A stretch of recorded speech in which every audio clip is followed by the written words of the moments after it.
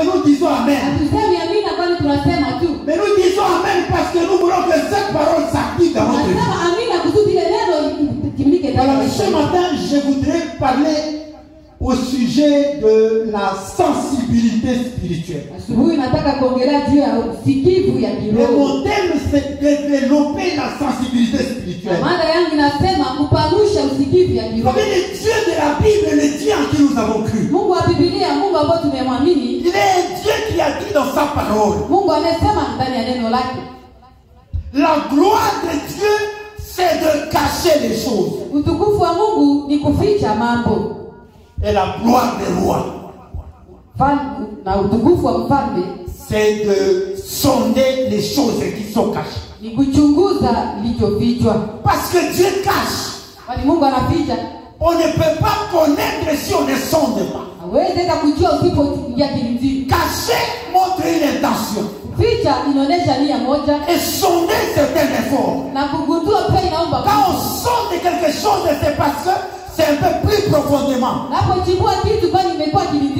Il y a des choses dans notre vie. Il y a des bénédictions que Dieu a réservées. Que vous ne pouvez avoir que parce que vous avez sondé. Il y a des choses que nous n'aurons pas.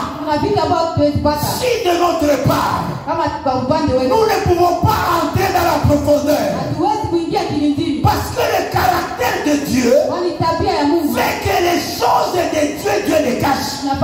Et Dieu sait que vous avez la capacité de les sonder. C'est ainsi que ce matin je voudrais parler du développement ou de savoir développer la sensibilité spirituelle. Tout homme n'est qu'une femme a une certaine sensibilité dans un domaine de sa vie. C'est ainsi que certaines choses peuvent vous toucher facilement et d'autres non. Parce que vous êtes sensible dans un domaine. Peut-être dans le domaine intellectuel ou dans le domaine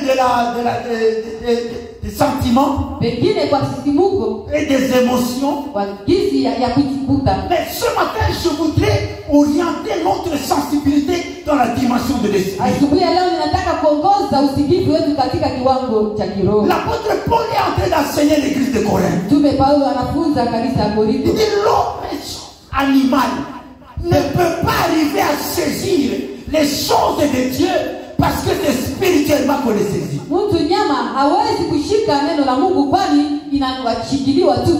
Déjà quand je parle de la sensibilité spirituelle,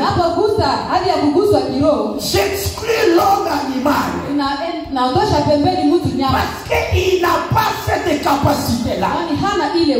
Il ne peut pas les saisir. Parce que la sensibilité spirituelle est réservée pour ceux qui ont déjà fait l'expérience de la croix de Golgotha. Et là, ils ont une base de l'esprit qui leur permet de développer cette sensibilité. Parce que quand on est enfant de Dieu, on a un premier pas, c'est le pas que l'Épître aux Hébreux dit, c'est la dimension du lait spirituel. Et ça c'est important pour quelqu'un qui grandit. Chacun de nous à cet âge où il a commencé par le lait. Mais il n'a pas fini par le lait. Parce qu'il faut qu'il grandisse. La sensibilité spirituelle se développe au fur et à mesure que spirituellement nous grandissons. Au fur et à mesure que nous avançons avec Dieu, notre sensibilité spirituelle aussi monte. Et je prie que ce matin, le Saint-Esprit fasse quelque chose dans la vie de quelqu'un. Parce que beaucoup de problèmes que nous connaissons dans la vie chrétienne sont liés au fait que la bénédiction de Dieu passe par sensibles. Il y a des gens que Dieu avait déjà visités. Mais ils n'ont pas pu saisir la visitation. Parce que comment tu vas saisir quelque chose que tu ne comprends pas? Quand Dieu passe, Dieu veut que tu réalises que c'est Dieu qui passe. Après que tu le saisis et qu'il te donne ce qu'il a te donné. Vous savez, à l'époque de Jésus, ces contemporains religieux n'étaient pas en mesure de voir en lui le Messie. On le voyait fils de charpentier. D'autres le voyaient comme un Belzéboul. Et très peu de gens ont pu réaliser que c'était le Messie.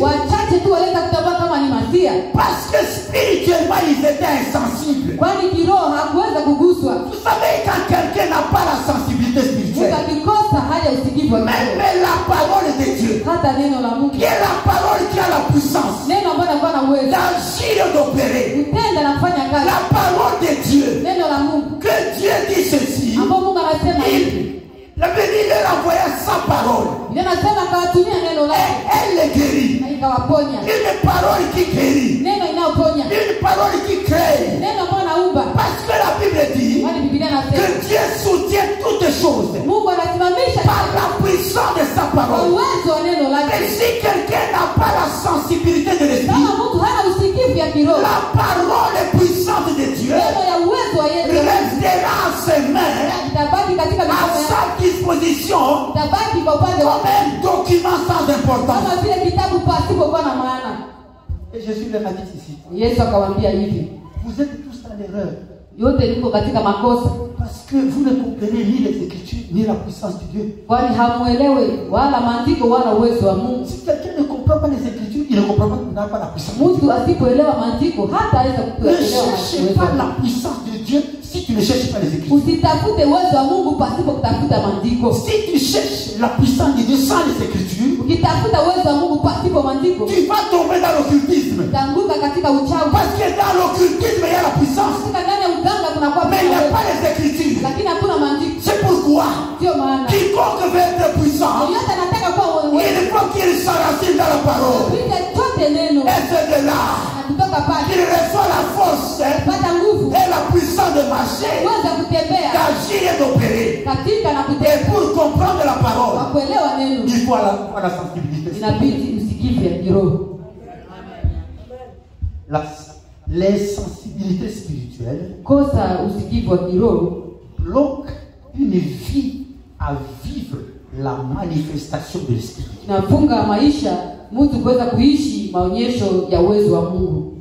Dieu se manifestera ailleurs, sauf chez toi. Pourquoi? Parce que Dieu est sensible. Comment Dieu va se manifester dans ta vie? Et Dieu est en train de prêcher. Chapitre 7, verset 53. Il dit homme au cou raide. Comment il est décrit? Il est décrit comme étant incirconcis de cœur et d'oreille. Et ça, c'est la dimension de l'insensibilité spirituelle. Elle est sensible spirituelle, n'est ni circoncis dans son cœur, ni encore ses oreilles. Alléluia. La sensibilité spirituelle est importante. Parce qu'elle libère dans nos cœurs et en nous des dimensions de vision et d'écoute que d'autres n'ont pas. Il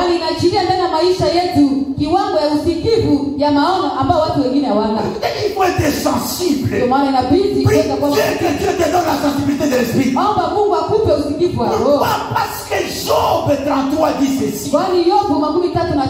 Verset 14. Dieu parle tantôt d'une manière, tantôt d'une autre, mais l'on ne prend pas garde.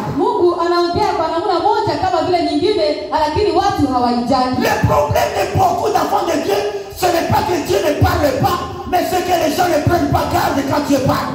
magumu mingi ya wana wa Mungu si kama Mungu atende, lakini watu hawasikilize wakati Mungu anapoongea. Pourquoi ils ne prennent pas garde quand Dieu parle? Kwa nini hawasikie wakati Mungu anapoongea? C'est parce que spirituellement ils n'ont pas cette sensibilité. Kwani kiroho wanakosa ile hali ya usikivu. Parce que Dieu de par lui-même. Kwani Mungu kutokana naye Parce que la Bible dit que les pensées de Dieu ne sont pas nos pensées et nos voix ne sont pas ses voix. Inasema mawazo ya Mungu si yetu na njia za Mungu si njia zetu. Alors les voix de Dieu sont inhabituelles. Njia za Mungu watu hawaizoei. Il y a des voix que tu ne comprendras pas si tu n'as pas la sensibilité. Kuna njia nyingine hutaelewa usipokuwa na hali ya usikivu. Dites-moi, Dieu veut se manifester à Moïse. Niambie Mungu anataka kujionyesha kwa Dieu Musa. veut se révéler à Moïse. Anataka kujionyesha kwa Musa. Dieu veut faire entrer Moïse dans une nouvelle saison. Anataka kuingiza Musa katika wakati Dieu veut modifier le ministère de Moïse. Anataka kubadilisha huduma ya Musa. Faire d'un berger un conducteur puissant. Afanyike mchungaji kuwa kiongozi Mais mkuu. Dieu commence où? Mungu anaanza wapi? Dans les puissants ardents. Katika kijiti cha Mais moto. pourquoi ils ont dit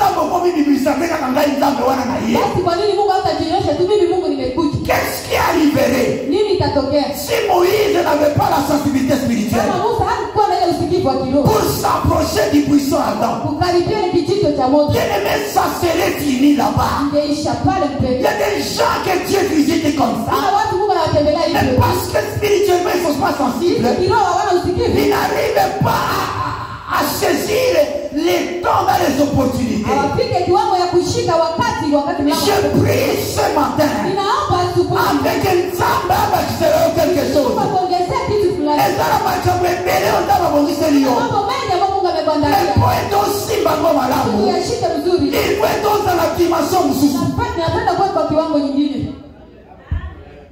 Il y a une femme, Kuna mke mmoja. la femme de Sarepta.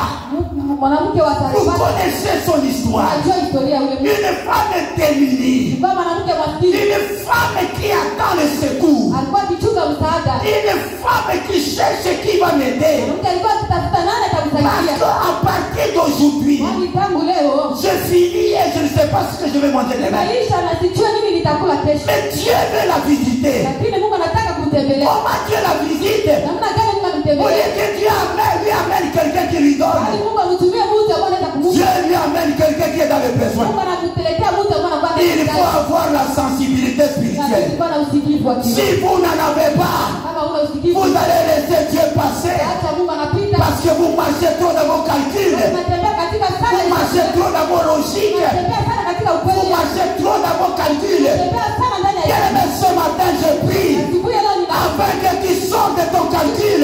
ndani ile mafikiri. Parce que la dimension où nous sommes entrés, Kiwango ambacho tumeingia. c'est la dimension de l'esprit. Kiwango ya kiroho. Les choses de Dieu, Vitu vya Mungu c'est spirituellement inakuwa kiroho. qu'on les sonde. Ndio maana wanaichunguza. Si quelqu'un le croit, Mtu akiamini il acclame pour la gloire. ashangilie kwa ajili ya utukufu wa Mungu.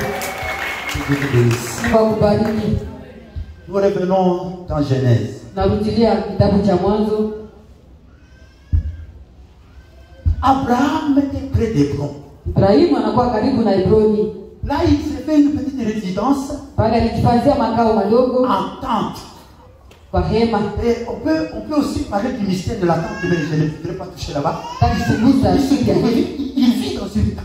Alikuwa akiishi ndani ya hema. Et pendant la chaleur du jour, Wakati wa joto ya mchana il sort pour prendre de l'air. toka nje avute Et pepo. pendant qu'il est sorti, Alipotoka la Bible dit Biblia inasema Abraham ayant levé les yeux, Ibrahimu aliponyanyua macho il vit 3 hommes. akaona watu watatu. Abraham n'a pas vu les anges. Ibrahimu hakuona malaika. Abraham n'a pas vu Dieu. Ibrahimu hakuona Mungu. Mais Abraham a vu 3 hommes. Lakini Ibrahimu aliona watu watatu. Des hommes comme lui. Watu kama yeye. Il s'est dit ça doit être des passagers. Sasa inaweza kuwa pia Des wasafiri, gens qui passent. wapita njia. Mais la Bible me dit, Lakini Biblia au inaniambia verset 1er, kwa fungu la kwanza l'Éternel a apparu à Abraham. Bwana akamtokea Ibrahimu. Mais quand Abraham lève les yeux, Wakati Ibrahimu aliponyanyua il ne voit pas Dieu. hakuona Mungu. Il voit 3 hommes. Anaona watu watatu. Bien-aimé, Pendo, développe ta sensibilité spirituelle. panusha usikivu wako wa kiroho.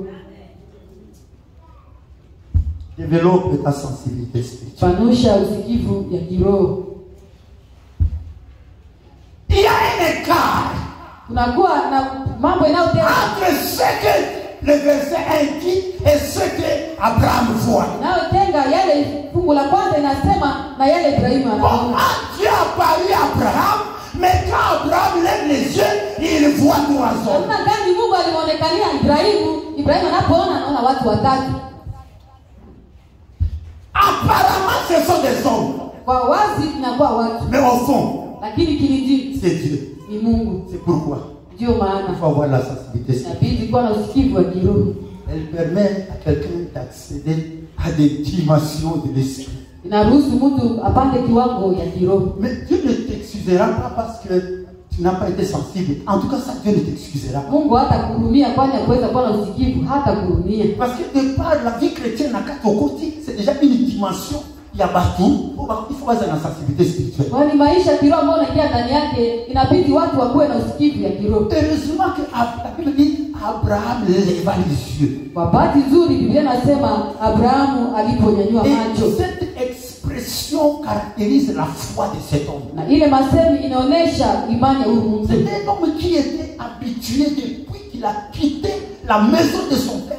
C'était un homme qui était habitué à lever les yeux. Ni mtu tangu alipotoka nyumba ya baba yake alikuwa mtu amezoea kunyanyua macho. Et chaque fois qu'il y avait de la confusion devant lui, il levait les yeux. Kwa kila mara alipokuwa ndani ya machanganyiko alikuwa ananyanyua macho. Chaque fois qu'il y a des choses qui ne marchaient pas, il levait les yeux pour voir Kila clair. mara mambo alikuwa inaendeka alienda kunyanyua macho kusudi aone wazi. Chaque fois qu'il se trouvait devant un obstacle, devant un problème, il levait les yeux et les choses devenaient claires. Kila mara alipojikuta mbele ya vikwazo, mbele ya magumu alinyanyua macho na mambo yalikuwa wazi. Et chaque fois qu'il se sentait fini, confondu, il ne savait pas ce qu'il pouvait faire. Mais une chose qu'il pouvait faire, c'était de lever les yeux. Alipokuwa anajikuta kama anaishiria yale ambayo alitaka kufanya kunyanyua tu macho. Je vois le prophète, le roi Josaphat. Naona mfalme Josaphat dans sa prière dans 2 Chroniques 20.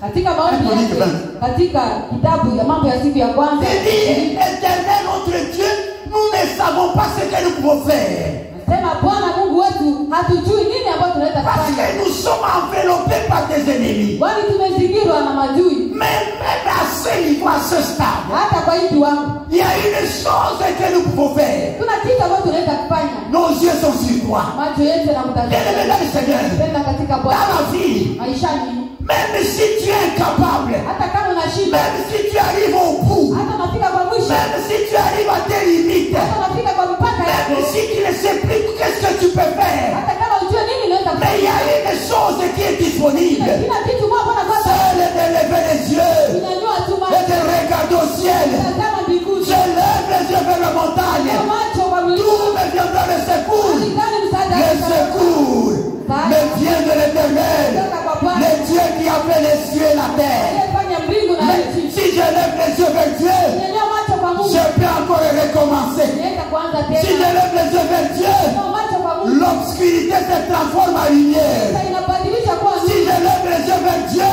unanyua macho kwa Mungu, les ennemis deviennent plus petits que Dieu. tena kwa mganga Si kuliko. je lève les yeux vers l'Éternel, Unanyua macho kwa Bwana, c'est que les choses vont commencer dans ma vie. mambo yataanza katika maisha yangu. La sensibilité spirituelle. Usikivu ya kiroho. Abraham va sacrifier son fils Isaac. Ibrahimu anaenda kutoa mwana Isaka.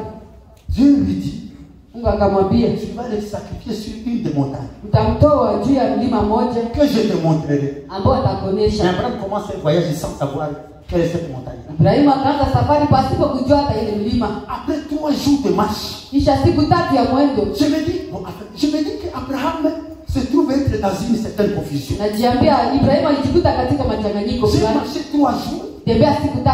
Maintenant, je vais aller où? À gauche, à droite. Nitaenda wapi? Kushoto, La Bible kulia? dit, Abraham leva les yeux Biblia ikasema Abrahamu akainua macho, et il vit la montagne de Moria. akaona mlima wa Moraya. Pourquoi?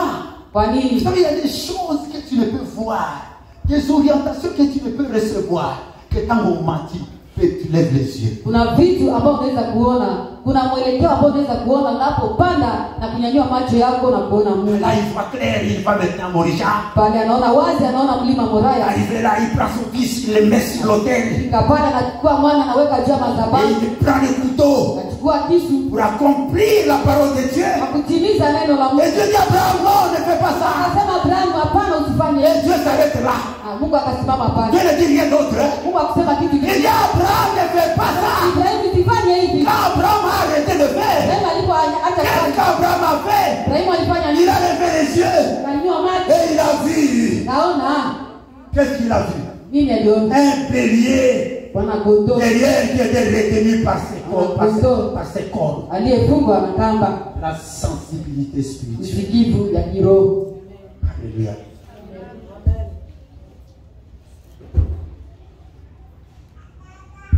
Dieu voulait visiter Abraham. Mungu alitaka kutembelea Ibrahimu. Mais voilà la forme sur laquelle Dieu veut visiter Abraham. Sasa tazama hali kupitia yale Mungu anatembelea na Abraham. Et pourtant le message de Dieu c'était un message de destinée. Kumbe ujumbe wa Mungu ilikuwa ujumbe ya mwelekeo. Depuis 25 ans je suis en train d'attendre la réponse. Miaka 25 niko nachunga tu majibu. Mais aujourd'hui Dieu arrive avec la réponse.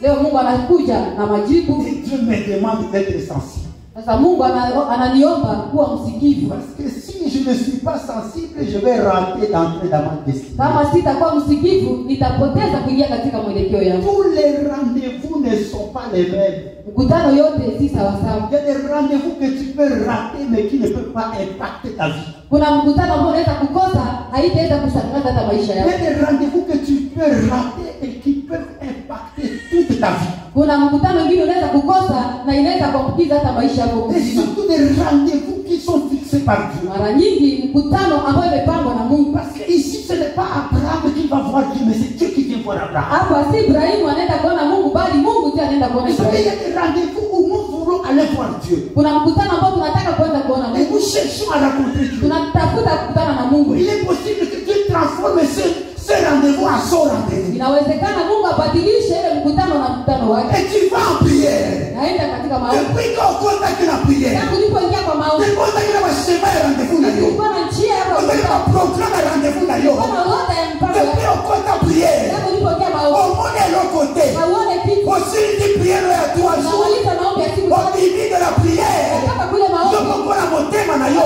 Katika moyo wangu. Contacte comme le maman. Najiambia Hata na contacte. hata nilingie. Na monde de l'autre côté. Sione kitu. Peut-être que Na mengine tu as réussi ton rendez-vous, uliweza kuweza mais mkutano tu wako. as échoué le rendez-vous de Lakini Dieu. unakosa mkutano na Mungu. La sensibilité spirituelle. Usikivu ya kiroho. Quelque chose d'important. Kitu ya muhimu sana. Parce que ces anges étaient porteurs de messages de Dieu. Kwani wale malaika walikuwa wenye kubeba ujumbe wa Mungu. Ce sont des messages de la saison. Inakuwa ujumbe ya wakati. L'accomplissement des promesses. Utimilifu ya ahadi. Au verset 10 et au verset 14. Fungu la 10 na fungu la 14. Et l'un d'eux prend la parole et il part. Mmoja wao Sarah, ta femme, à la même époque, à cette même époque, je viendrai et Sarah, ta femme, aura un fils. kamwambia, hakika nitarudi kwa wakati huu katika mwaka, tazama Sara mkeo atapata mwana wa kiume. Et ce message était important. Na ile ujumbe ilikuwa ya muhimu. C'était un message pour lequel Abraham a quitté la maison de son père. Ça fait plus de 24 ans maintenant. Ni ujumbe kwa ajili ya hayo Ibrahimu aliweza kutoka nyumba ya baba yake, inakuwa zaidi ya miaka 24. Et je me suis, quand j'ai commencé à compter, j'ai trouvé que c'était la 5e fois que Dieu lui parlait de ces choses. Nilipoanza kuhesabu ninakuta ni mara ya 7 ambapo Mungu anaongea La naye. 5e fois.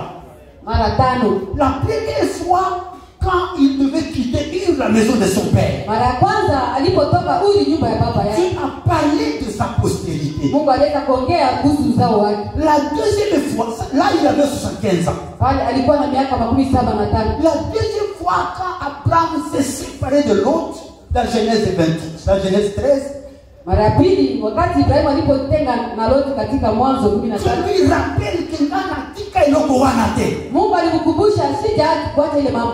La troisième fois, Mara ya 3 quand il est allé au secours de l'autre, alipoenda kusaidia Loti qui était assiégé, ambao aleta kufunga. Zamba yebisi eloko na ndawana na zaka kana sema oyo. Anasema niko tu katika ile njia yake. Après cela, Na baada ya pale 10 ans, miaka 10 ayoka kalisuka asikiake tena. Est-ce que nzambe atike no kuva tikate Ile Mungu alishakuacha ile kitu au hapana? Tangu ya mapozi wana Abraham na Sara bakoti na makamususu. Katika ile mapumziko Ibrahimu na Sara wanaingia katika mambo mengine. Bakoti na nzela oyo ekeko bimisa Ismaël. Wanaingia katika njia ambayo ileta kutoa Ismaeli. La quatrième fois nzambe après qu'Abraham ait 99 ans, tant qu'Abraham a circoncis et circoncis son fils, nous avons mis aussi wana bisu. Kwa mara ile alipoeneza miaka 99 walipotahiri mwana wake, pale Mungu akafunua tena ile mambo manene. Je suis convaincu que même si la Bible ne dit pas de quelle manière Dieu se manifestait à Abraham, Abraham était déjà un homme qui commençait à développer la sensibilité spirituelle. Ninahakikisha kwamba hata Biblia ikusema ninaona huyu Ibrahimu alikuwa mwenye kuanza kupanusha hali ya usikivu ya kiroho. Dieu vient tantôt d'une manière, tantôt d'une autre, parce qu'il faut qu'il accomplisse sa parole dans Job 33. Mungu anakuja kwa namna njia moja kama vile nyingine, kwani inabidi atimize neno lake katika Yobu 33. C'est la kanzambe kaka na nzela mokote. Penda usingoje Mungu tu kwa njia moja. Parce que nzambe aza trifasé. Kwani Mungu anakuwa na njia tatu. Aza monofasé te. Na hivyo tu njia moja. Aza na système na ye. Anakuwa na haraka kutaka. Kwa mimela kotoyo. Kutoka huko. Kwa mimela kotoyo. Kutoka sehemu na bako tusora na nikolo. Kutoka ezaka na devoir na yo. Oye ba ko reconnaître. Dieu kutambua. Anda tusori na pati ya nikolo. Wana kaka nzambe. Ni hapa Mungu. Alléluia. C'est important que les gens comprennent ces choses. Ni ya muhimu watu waweze kuelewa ile jambo. Pourquoi il faut avoir la sensibilité spirituelle? Kwa nini kuwa na usikivu wa kiroho? Kwa nini mtu akuwe na usikivu? J'en ai donné plusieurs raisons. Inaweza kuleta sababu nyingi. Peut-être si on a une autre occasion après on pourra énumérer d'autres raisons. Takapopata bahati kwa muda inayokuja tunaweza La kutaja. première raison que je voudrais énumérer ici, Sababu ya kwanza ambayo tunaonesha hapa, c'est parce que Dieu, de par son caractère, est un Dieu imprévisible. kwani Mungu kutokana na tabia yake ni Mungu ambaye asiyepanga mambo. Il est un Dieu imprévisible. Mungu ambaye hapangilie mambo. C'est-à-dire Dieu vient dans notre vie sans prévoir, sans nous prévoir. Yaani anakuja katika maisha yetu pasipo kutuarifu. Et quand Dieu vient, il vient parfois d'une manière déguisée. Mungu anapofika pia anakuja na namna moja kujificha. Il peut venir comme quelqu'un que tu connais. Anaweza kutokea kama vile mtu ambaye unajua. Et il vient comme il veut parce que il est un Dieu imprévisible.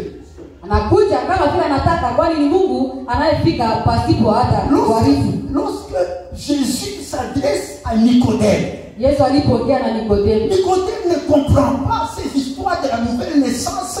C'est une autre dimension, c'est un autre enseignement. Hakuelewa ile mambo ya kuzaliwa mpya, inakuwa mafundisho nyingine na kiwango Et kingine. Jésus dit dans Jean chapitre 3 verset 8. Yesu anasema katika kitabu cha Yohane sura ya 3 fungu la 8, le vent souffle où il veut et tu en entends seulement le bruit. upepo inavuma kwa njia anayotaka, lakini unasikia tu ngurumo. Simba bonita pembeni na wewe sio kulala. Gusa mwenzako, sema usilale. Watu wakatoka kushika goye wana bafu. Watu wakianza ile hali wanatafuta kulala. Ile si yao. Wanalala ile bongo ya kulala. Hii si kulala, wewe ndio kulala. Na unatia mikro na mnuko na hiyo. Tatia microphone kwa kinywa chako Wewe sio ili kupatize haya mzuri. C'était juste une parenthèse. Ilikuwa tu kifungo. Jésus dit le vent souffle. On ne sait d'où il vient et où il va. Upepo inavuma, hawajui mahali inatoka na mahali inakwenda. Et c'est ainsi, il dit, c'est ainsi qu'on peut comparer celui qui est né de l'esprit. Na alisema ni hivi wanaweza kuweza kutafananisha yule anayezaliwa kiroho. Et Dieu est comme un vent qui souffle. Mungu anakuwa kama vile upepo unaovuma. On ne peut pas le diriger. Hawezi kuiongoza. Mais c'est lui qui nous dirige. Yeye anayetuongoza. Il souffle où il veut. Anavuma pale Il anapenda. va où il veut. Anaenda mahali anapenda. Je vois Jacob Naona Yakobo. qui a quitté la maison de Laban. Walitoka nyumba ya Labani. Il a des biens avec lui. Bwana vitu. Et il a des serviteurs et des servantes. Bwana watumishi na wachakazi. Il a des femmes. Na Bwana wanawake. En tout cas, c'est un homme qui est à l'opulence. Mtu ambaye anakuwa katika utajiri. Si c'était à notre époque, Kama ilikuwa kwa wakati yeye. on allait voir des voitures et des camions. Bwana gari na malori. Et on allait voir des biens qui l'accompagnaient. Bwana vitu ambaye La Bible dit arriver quelque part. Il se trouve être un problème. Quel est le problème que Jacob connaît? Il apprend que son frère Esaü est en route et il est en train de venir. Et il sait ce qu'il avait fait il y a 20 ans. Il se dit, oh, c'est fini avec moi. Qu'est-ce que je vais faire? Il prend ses femmes, il commence à les mettre de part et d'autre.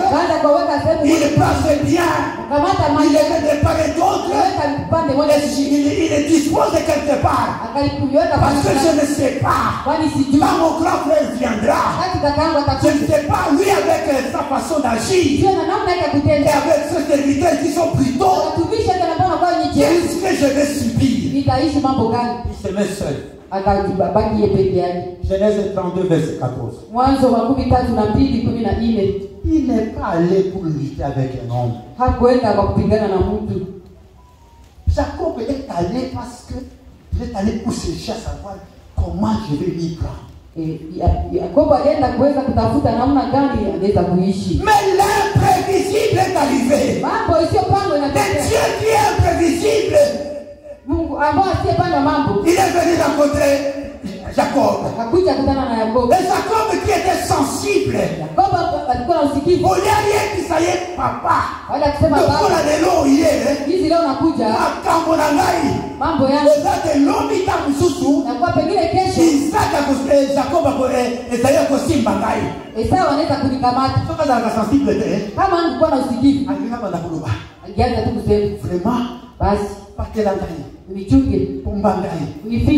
Frappé d'aveuglement.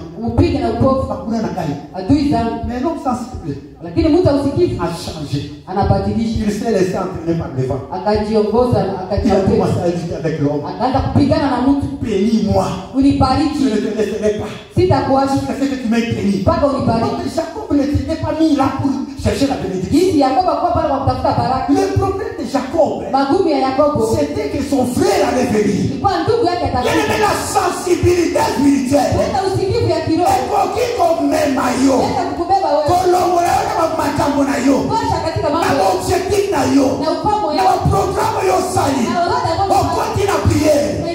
Quand l'imprévisible arrive, il voit que tu es sensible. On continue à sujet de prière. On continue à Alléluia. Dieu est imprévisible. C'est parfois parce que nous ne comprenons pas comment Dieu agit que nous marchons et nous vivons dans des précipitations. Et écoutez l'église de Dieu.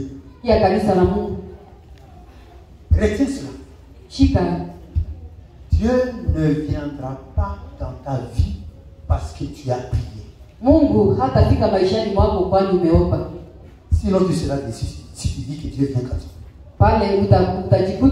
Il y a beaucoup de gens qui vont arrêter de prier parce qu'ils ont mal compris Dieu. Je ne décourage pas les gens à prier. C'est la Bible qui nous recommande de prier. Dieu viendra dans ta vie parce que c'est le temps de la chose. Est-ce que vous me comprenez? Dieu viendra dans ta vie parce que c'est le temps de la chose. Et pour que tu comprennes que c'est le temps de la chose, il faut que tu sois spirituellement sensible. Dans Ecclésiaste chapitre 3 verset 11. Dieu fait toutes choses bonnes en son temps. Et parfois nous pouvons dire que c'est le temps de Dieu, oui, c'est autant de Dieu, oui. Mais j'ai aimé la version anglaise de King James. King James dit Dieu fait toutes les choses à son temps, in its time. Il n'a pas dit his time, il dit its time, c'est-à-dire le temps de la chose. C'est-à-dire makambo oyo nzambe akukokisa na kumona ezana tanga. Mambo Mungu anatimiza ndani ya maisha yako inakuwa na wakati wake. Peut-être quand wewe uko ya Mais si on comprend que c'est le temps de Dieu, alléluia. Je ne suis pas en train de décourager quelqu'un. Mais je suis en train de nous ramener dans la pensée de Dieu. Dieu fait toutes les choses à son temps. Le temps de la chose arrive. Parfois, ce temps-là ne correspond pas à notre calcul. Parce que Dieu est un Dieu imprévisible. Les enfants d'Israël sont dans la difficulté. Ils sont environnés par les ennemis qui ont fermé toutes les sources de l'époque, les sources d'entrée d'approvisionnement de la vie. Et dans 2 Rois chapitre 7 verset 1, vous savez cette histoire. Ainsi dit l'Éternel, demain vous aurez de la nourriture en abondance. C'est le Dieu imprévisible qui parle. Mais quelqu'un ne comprend pas. Mais on n'a pas de signe. Il y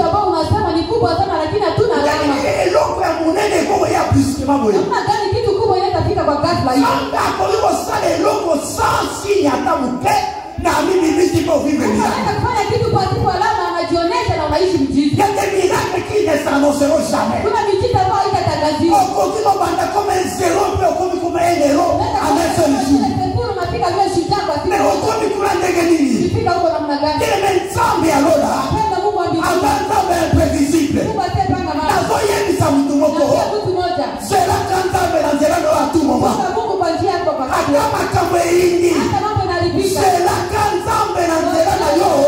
à tout moment. Parce qu'on y a dit de la coyate, on y a dit porte à confondre, on y a dit le lait à coyate.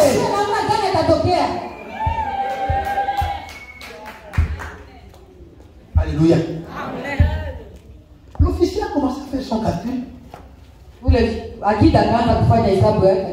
Par rapport à son calcul, il a nié la parole. Ah non, comment ces choses peuvent sans signe comme ça. Il faut qu'il y ait des signes. Toi, tu es Dieu. Dieu peut venir sans signe. Et puis après, on l'a moqué. On monte les gens qu'on a monté. Et bandit d'Engelini.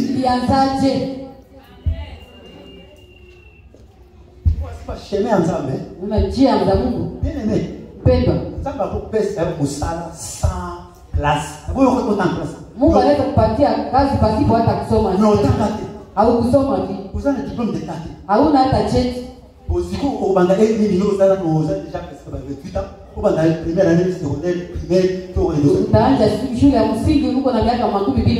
mais Nzambe na programme na ye. Lakini Mungu katika orodha yake akitaka kupatia kazi akopesa yo. Atakupa. Esika batapiro bafandaka. Hali watu ofisi wana. Yoko fanda sans document. Yoko fanda sans diplôme.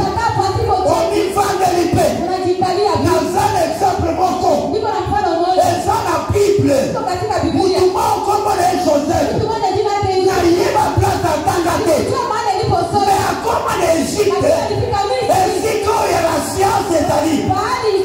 Akomi na Egypte. Na Egypte ezali eziko watu watangaka. Akoma wana.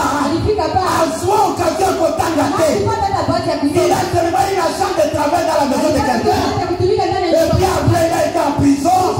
Et finalement il est devenu premier ministre. Akoma kuna ndegeni. Bien aimé. Je crois mon Dieu.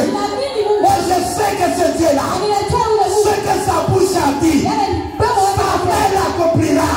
Je ne regrette pas les lacunes qui sont dans ma vie. Mais je crois la grandeur de Dieu. Et je crois la puissance de Dieu. Et je crois que ce Dieu-là, il est imprévisible. Il peut me surprendre à tout moment.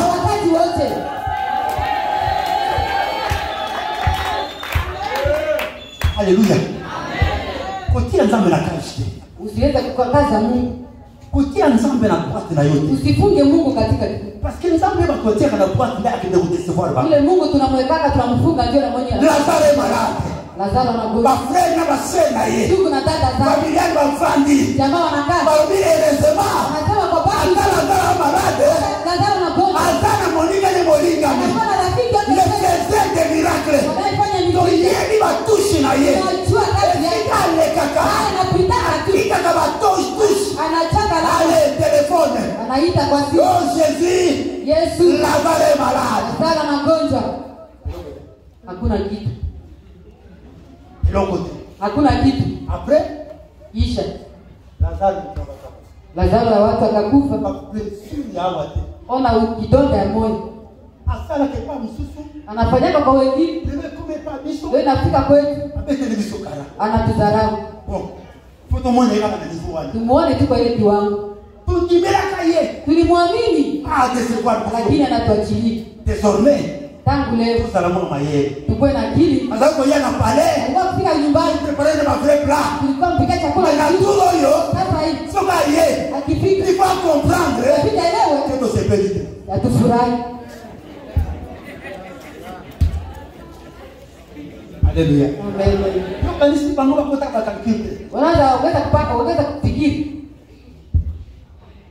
Basi bamipesi nzembo.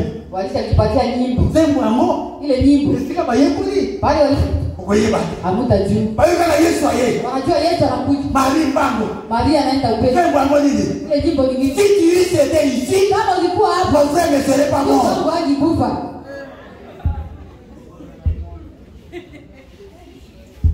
Tangi déception na kati ya liloba wana. Nasoma hali ya kutupilia ndani ile masteri. Cela veut dire inamaanisha wewe siko sana nini? Sasa unakuja kufanya nini? Tangu zako zela yo, ulikuwa tukingojea au kukuja. Siko yeko sana nini? Sasa unakuja kufanya nini? Hata kiko ndo omboleza si. Wewe yako leo tabia ndio ba omboleza mimi. Msusu basi wa bonde. Lakini hapana wewe. Yote. Le Dieu qui est le Dieu de la Bible, il est un Dieu imprévisible. Mungu ya Biblia ni Mungu asiyepanga mambo. Posons-la ya guérir maladie. Unakuta la résurrection des malades. Alléluia. Vous l'attendez là. Mais vous le raconterez ailleurs. Dieu ne déçoit personne. Je viens dire ce matin à quelqu'un. Dieu ne t'a pas déçu. Seulement quand tu n'en as rien. Écoute la quitté. Aujourd'hui, quand tu as musala. Ndame kukuta na libala. Aujourd'hui, quand tu as libala. Ndame kukuta na guérison. Aujourd'hui, quand tu as la guérison. Ndame c'est l'oesika mususu. Il faut être sensible. Il faut koyeba kakobiga na vie. Au rythme ya Nzambe. Sota baki à gauche. Kwenda à gauche. Sota baki à droite. Kwenda à droite. Sota baki telemi. Telema. Sota ba avancer. Avancer. Parce que le Dieu avec qui nous marchons, il est le vent. On ne le contrôle pas. Mais celui qui dirige. C'est celui qui maîtrise. Celui qui conduit. Je suis venu dire ce matin à quelqu'un. Oh, le voilà ma blessure. Le voilà ma blessure. Le voilà ma blessure. Pour le matin, Dieu m'a déçu. Dieu ne te décevra jamais. Alléluia.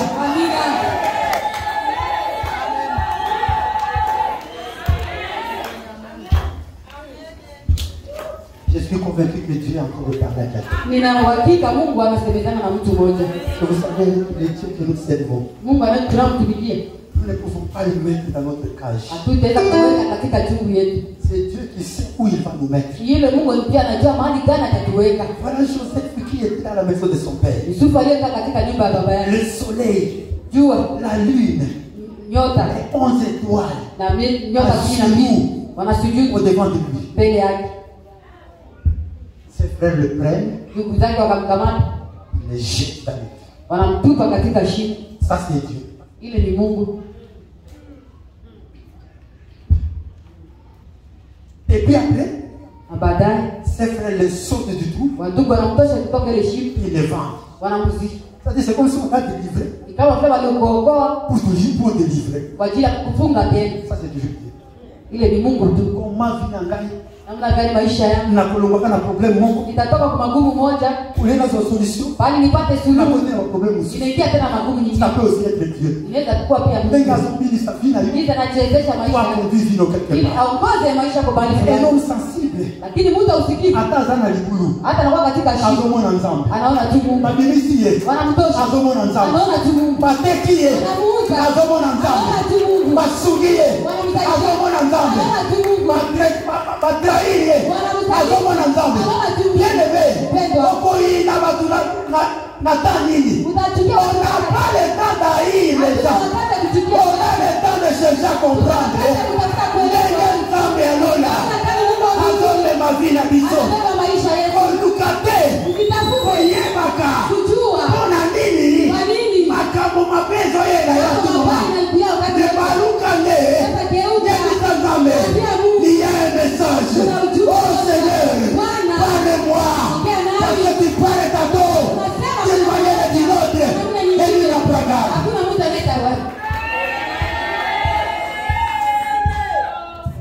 Alléluia. Ce que vous voyez bien monter. Il y a des plans de Dieu, il y a des programmes de Dieu que tu vas refuser. Parce que tu ne sais pas comment Dieu marche. Alléluia. Que le Seigneur nous fasse grâce. Parce que si quelqu'un n'a pas la sensibilité spirituelle, les choses, il s'opposera à Dieu lui-même. Alléluia. Dans 1 Thessaloniciens chapitre 5 verset 1 et 2. Alors j'aimerais que nous lisions cela. Je suis presque à la fin.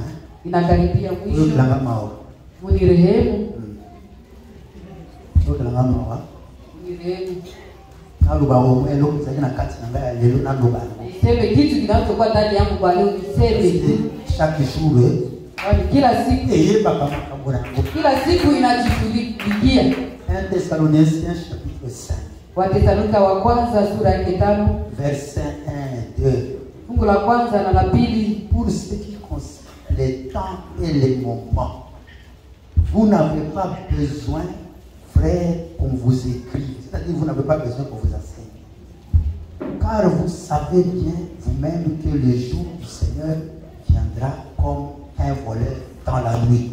Lakini ndugu, kwa habari ya nyakati na majira hamna haja niwaandikie, maana ninyi wenyewe mnajua yakini ya kuwa siku ya Bwana yaacha kama vile mwizi ajavyo usiku. Et je sais que souvent nous interprétons ce passage comme le jour où le Seigneur viendra. Kila mara tunatafsiri hii shairi kama vile siku Yesu atakaporudi. Je voudrais parler du jour du Seigneur. Nataka kuongelea siku za Bwana. Le jour où Dieu choisit de faire quelque chose dans ta vie. Siku ambao Mungu anachagua kutenda mambo asiyepanga katika maisha yako. Voilà ce que la Bible ce passage de Bible. Yale shairi na usemi. Le jour où Dieu choisit de te visiter est imprévisible. Yaani siku Mungu anachagua ili akutembelee haipangiwi. Il vient comme un voleur. Anakuja kama vile mwizi. Il ne sait même pas quand. On dit à ce qui concerne les jours, on n'a pas. Qu'est-ce qu'on va vous enseigner? On va seulement vous dire confiance, c'est tout. Qu'est-ce qu'on va vous enseigner? Parce que celui qui va venir, on ne sait pas quand il va venir, il vient d'une manière imprévisible. Tout ce qu'on peut vous enseigner, on ne peut pas vous enseigner sur ce qui est imprévisible, mais on va vous dire seulement, vous avez la confiance. Quand la confiance chaque jour, à n'importe quel moment. Les jours du Seigneur. Il faut faire confiance à Dieu et accepter. Parce que quand vous marchez dans la sensibilité spirituelle,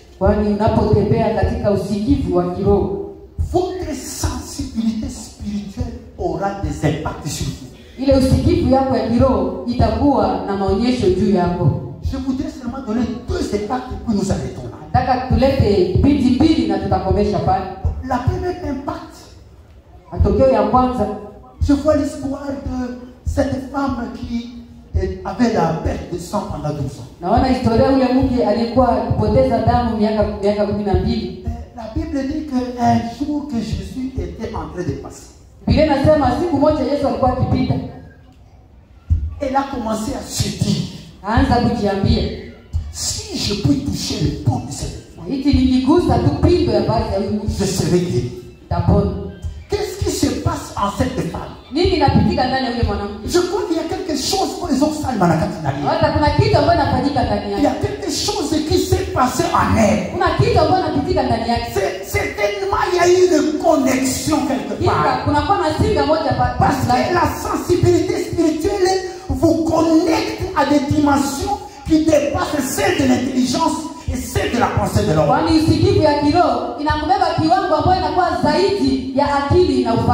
cette sensibilité l'a convaincu que son temps est déjà là. Ce que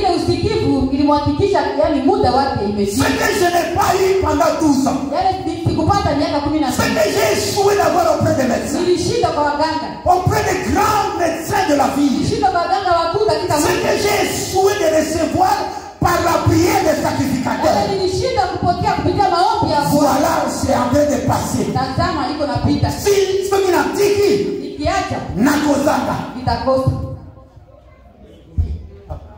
est-ce qu'on y a depuis que Jésus a eu? Ça fait peut-être 2 ans, 3 ans, 2 ans et demi, 3 ans. Est-ce qu'on y a quand il va passer par la Bible? Maman, ni boyko. Maman, ni nini? Makamulekala kwa bilamba basi sacrificateur moi ça biloko à Saint Testament. Mais est-ce qu'on y a quand bilamba on a Yesu basimba? Ile mambo kugusa mavazi ya agano la kale, ushakusikia ile vazi Yesu watu aligusa. Et je vois encore cette femme qui avait versé le parfum de grand prix au pied de Jésus. Na ule mke aliyemwaga marazi ya nazi ya bei kali kwa miguu ya Yesu. Paninga mabandiko palike koti na kati ya kiria Yesu. Watu wakaanza kuvurugo. Pazumuna Judas abuna malari kei. Yuda anaona pesa inaenda.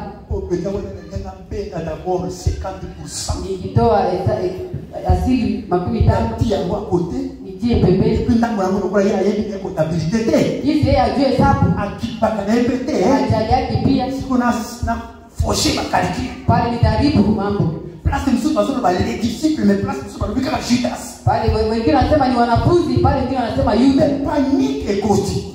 Fujo kaingie. C'est que cette femme avait une sensibilité. Yani ule mwanamke alikuwa na usikivu. Jésus dit non, il faut la laisser faire. Parce que ce qu'elle a fait, elle a préparé ma sépulture. C'est-à-dire, bien aimé, quand vous êtes sensible, et votre sensibilité spirituelle vous poussera à poser des actes prophétiques. Yani unapokuwa na usikivu wa kiroho itakusukuma kutenda kitendo ya kinabii. Des actes prophétiques sont des actes que vous pouvez poser à un moment peut-être critique, mais aussi des actes qui peuvent changer votre futur. Les vitendo ya kinabii unaweza kuyatenda kwa wakati moja bovu, lakini inaweza kubadilisha pia maisha yako. Cette femme a vu sa vie changer parce qu'elle a posé cet acte prophétique. Ule mwanamke aliona maisha yake kubadilika kwani aliweza kutenda tendo moja. La femme qui avait versé le parfum de nard du grand prix, Jésus a dit, partout où on parlera de l'évangile, on parlera aussi de cette femme et de ce qu'elle a fait. Kwa ajili ya mwanamke aliyemwaga marasi ya nazi kwa miguu ya Yesu alisema, pale pote injili itahubiriwa, watahubiri kuhusu pia huyu mwanamke. La première impact de la sensibilité spirituelle, ce sont des actes prophétiques dans la vie des enfants de Dieu. Matokeo ya kwanza ile usikivu ya kiroho ni vitendo ya kinabii ndani ya maisha ya wana wa Mungu. Et des choses que nous faisons, ce sont des actes prophétiques. Kuna vitu tunavyofanya ni vitendo ya kinabii. Prie Dieu de te rendre sensible. Omba Mungu akupatie usikivu. Et tu comprendrais qu'avant que tu ne sois béni, il y a des actes prophétiques que tu dois faire. Na utaelewa mbele wewe kuweza kubarikiwa, kuna vitendo vya kinabii inabidi uweze kutenda. La deuxième impact pour chacun de nous. Matokeo ya pili kwa ajili ya kila mmoja wetu. C'est 2 Rois chapitre 4 verset 9. Wafalme wa pili sura yake 4 aya yake ya 9. Vous connaissez l'histoire de cette femme. Unajua historia ya huyu mke. Le prophète Élisée passait de temps en temps dans sa maison. Nabii Elisha alikuwa akipita kila wakati kwa nyumba yake. Un jour, siku moja, il dit je vois anasema ninaona que cet homme qui vient chez nous, huyu mtu anakuja kwetu, c'est un homme de Dieu. Ni mtu wa Mungu. Ça savez, la sensibilité spirituelle ne vient pas d'un coup, c'est quelque chose qui se développe. Ni mnajua ile usikivu ya kiroho haifike kwa ghafla, ni kitu ambayo inapanuka. Chaque fois qu'Élisée venait, il disait manger, il disait passer. Kila mara Elisha alikuja akikula anapita. Il y a quelque chose qui est entré dans la vie de cette femme. Kuna kitu moja iliingia ndani ya maisha yake. Un jour, Na siku moja il a dit je vois. akasema ninaona Cet homme huyu mtu qui est ici, ambaye anakuja qui vient chez nous, ambaye anakuja kwetu un homme de Dieu. ni mtu wa Mungu. Alléluia. Vous savez, nous sommes dans un monde compliqué. Tuko katika ulimwengu ambao umevurugana. Tout le monde est serviteur de Dieu, tout le monde est pasteur. Bali kila mtu anakuwa mtumishi wa Mungu, kila mtu anakuwa Toute la mchungaji. ville est pleine des hommes de Dieu, des serviteurs, des pasteurs. Mji mzima inajaa na watu wa Mungu, wachungaji, Qui prêchent l'évangile à côté, watu wanahubiri injili huko, d'autres dans les coins, dans les marchés. wengine kwa soko. Je ne sais pas les juger. Sijue namna gani kwa S'ils huko. viennent pour leur ventre ou ils viennent pour Dieu. Kwani wanakuja kwa ajili ya Peu tumbo yao. importe, l'apôtre Paul dit même si c'est pour leur ventre, l'essentiel est que Jésus-Christ soit prêché et que la bonne nouvelle puisse être répandue. Mtume Paulo anasema haijalishi hata kama akija kwa ajili ya tubu ya muhimu injili ihubiriwe. Alors dans un monde plein de confusion, Katika ile ulimwengu ambao ina chama cha kanisa, seule la sensibilité de Dieu peut permettre aux gens de détecter ça c'est un homme de Dieu, ça c'est un envoyé du diable. peke usikivu ya kiroho inaweza kusaidia kutambua huyu ni mtu wa Mungu, huyu ni mjumbe wa Si shetani. tu n'as pas la sensibilité spirituelle, Kama una usikivu wa toute kiroho, personne qui a la Bible en main, mtu yote anakuwa Biblia, toute personne qui dit au nom de Jésus, mtu yote anasema kwa jina la toute Yesu, personne qui prie, mtu yote anaoomba tu crois en lui, na mwamini, il va t'imposer les mains atakuwekea et mkono tu vas vivre les choses que tu vas na vivre. utaishi mambo ambayo utakaishi.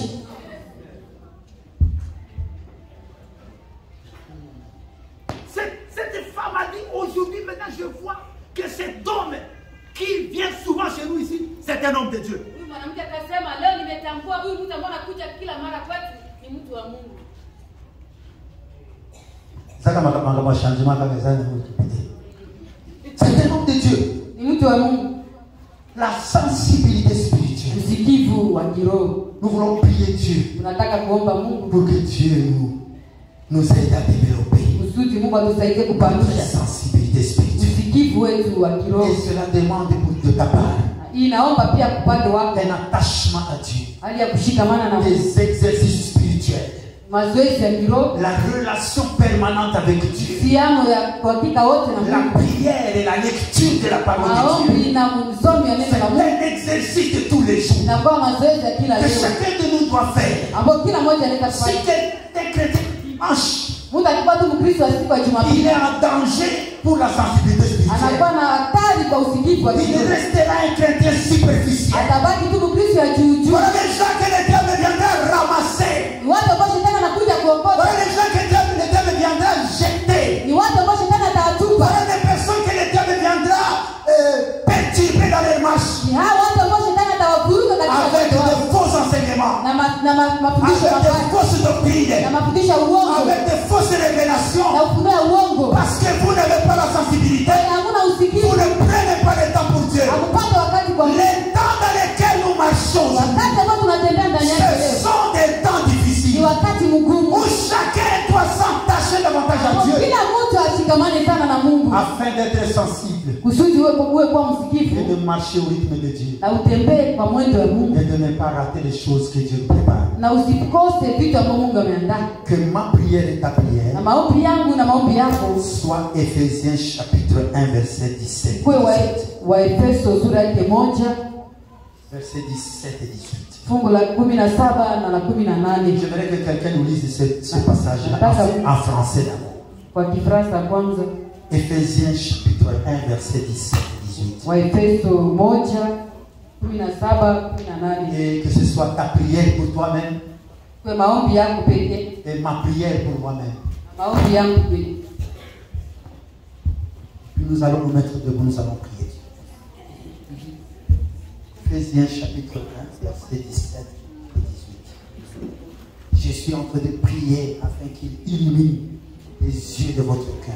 C'est ça, hein? Oui. Ok, lisez. Je prie que le Dieu de notre Seigneur Jésus-Christ, le Père de gloire, Le Père de gloire, vous donne un esprit de sagesse sagesse, et de révélation.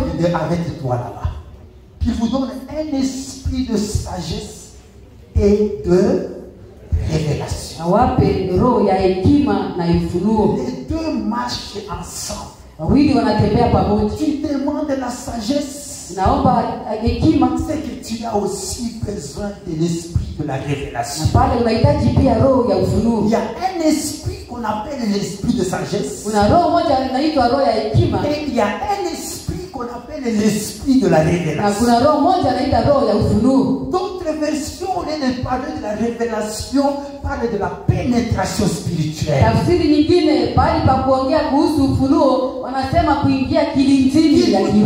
un esprit de sagesse et de pénétration spirituelle. Et nous continuons.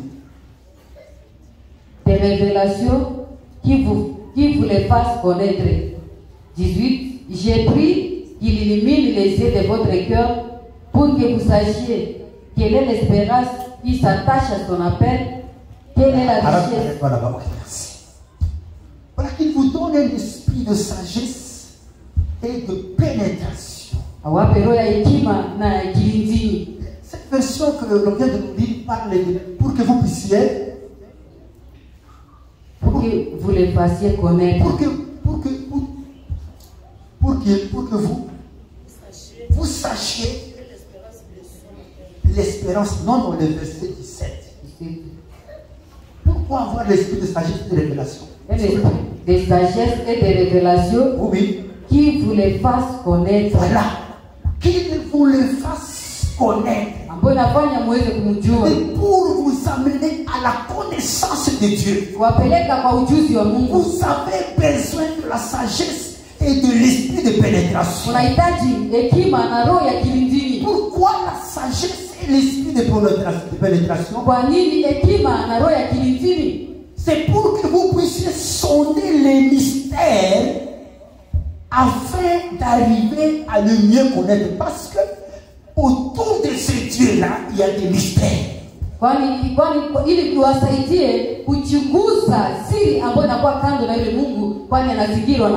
Alléluia. Et qu'il illumine les yeux de votre cœur. Parce que nous avions dit que celui qui est sensible spirituellement, il est incirconcis de cœur et doré. Peut-être ton problème, c'est le niveau, au niveau de la circoncision du cœur ou de la circoncision de l'oreille. Parce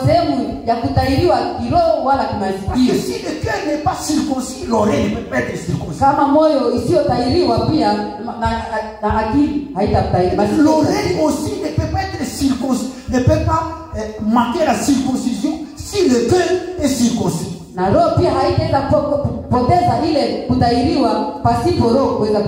dit qu'il illumine les yeux de votre cœur. D'autres textes disent qu'il vous accorde une pleine lumière.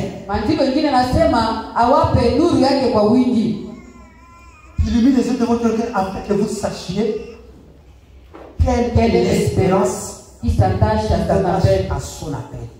L'espérance n'est jamais attachée à une personne, mais à l'appel de la personne. Si tu ne reconnais pas ton appel, tu n'as pas d'espérance. Il augmente donc votre vision spirituelle de vous-même. Pourquoi Dieu vous a appelé? J'aimerais que ce matin, nous puissions prier Dieu. Prie afin que Dieu te donne un esprit sensible.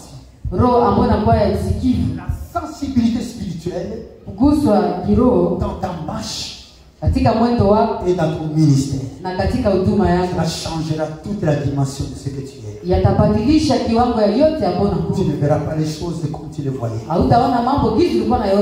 Que Dieu bénisse sa parole.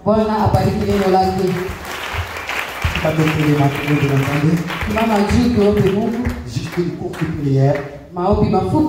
Où chacun va dire à Dieu, je sais que j'ai besoin de la sensibilité. Beaucoup de mes problèmes ne sont pas résolus. Les problèmes, ce n'est pas mes problèmes. Les problèmes, c'est que je ne suis pas spirituellement sensible. C'est cela qui fait que les choses ne marchent pas. Je voudrais sortir de l'insensibilité spirituelle. Et je voudrais ce matin que tu me donnes d'être sensible. Nataka asubuhi ile unipatie usikivu. À la voix du Saint-Esprit. Kwa sauti ya Roho Mtakatifu. À la façon dont Dieu agit. Kwa namna Mungu anatenda. Dans la vie de ses enfants. Katika maisha ya wana wake. Nous sommes debout, nous voulons prier. Tunasimama juu tuombe Mungu. Juste quelques 2-3 minutes de prière. Dakika 2-3 ya maombi. Que ce soit des paroles qui viennent du trèfle de ton cœur. Kwa masemi ambayo yanatoka kilindini ya moyo wako. Selon que le Saint-Esprit te donnera de prier. Kisi Roho Mtakatifu itakuongoza kuomba. Nous élevons nos voix et nous prions le Seigneur. Tu n'as pas besoin d'attendre un coup d'avoir. Tu n'as pas besoin d'attendre un coup d'avoir. Tu n'as pas besoin d'attendre une intention de prière. Que le Saint-Esprit qui est en toi te pousse à prier maintenant. Élevons nos voix, nous prions le Seigneur. Alléluia.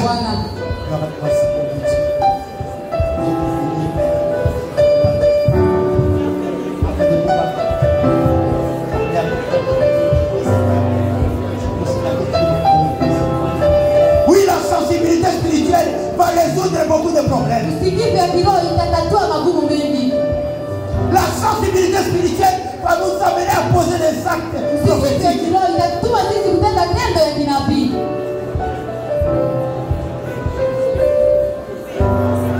La sensibilité spirituelle va nous garder d'être déroutés.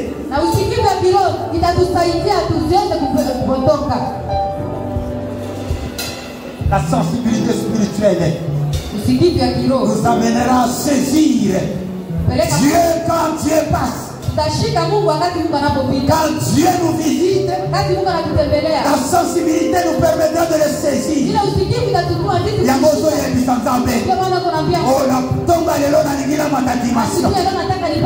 faut dimension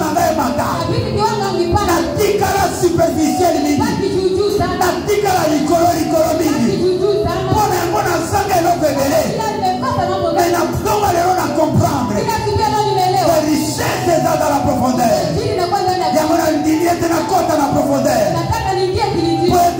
Récupérer ma camarade. Au moment où toi tu veux me visiter.